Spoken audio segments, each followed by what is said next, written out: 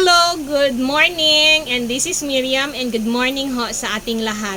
Ang topic ho natin ngayon is mag-update ho tayo ng aking tindahan. Yun ho, ngayon ho is June 28, and sad news so ata ito aking ma-share sa inyo.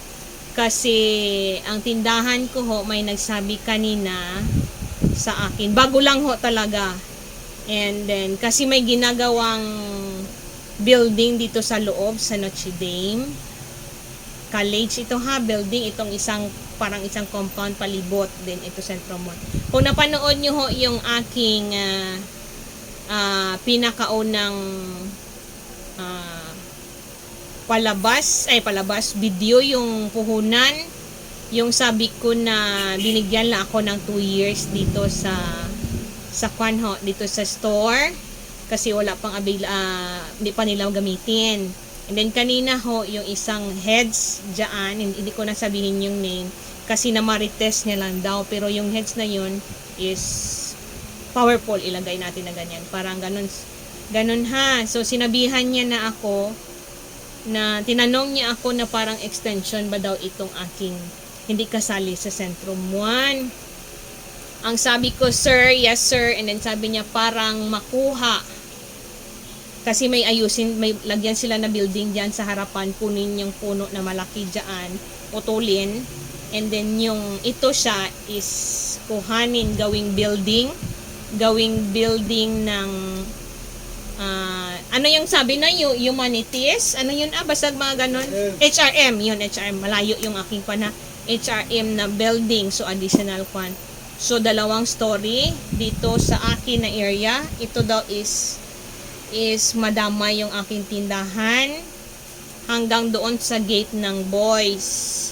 So, ito malaki na space, 2 story. So, parang sinabihan niya ako is manamarites niya lang daw. Pero sa akin is buti na lang, early niya kasi para maka-early tayo, advance tayo ng kung kailangan ko ba magpunta sa bahay namin, doon sa tindahan na lang ako magtinda or maghanap ako ng bagong taon yan, pwesto para sa aking school supplies din.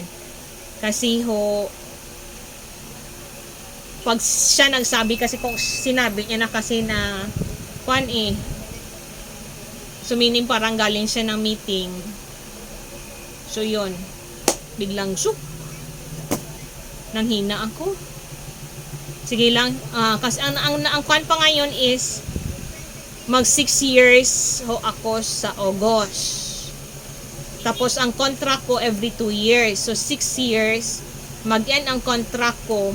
So 90% or 80% pwedeng hindi na ako ma-renew dito sa tindahan. So ngayon, ang hintayin ko na lang ho is yung sabihin ng in charge sa akin ng Centrum 1 kung ma-extend pa ba ako or end na ng aking contract. Yan ho yung aking hintayin. Si Ma'am Baulete, yan ho, siya yung in charge dito sa Centrum 1. Siya yung pinaka-main. So kasi yung si sir is sabi niya marites lang, pero parang 80 to 90% na totoo yun siya. Kasi kung nag-meeting sila kanina, so isa sa mga meeting na topic nila ito, so malaking chance. So waiting na lang ako ng final. Nasabihan ako dito or papuntahin ako doon sa office. Or si sister ko na naman yung sabihan nila. Nasabihan si ako. Yun ho, hintayin na lang natin yan. So yun ho, abangan na lang ho natin. Sana ho ma-extend kahit konti, no? Para mabenta ito kasi mag-opening pa ang klase.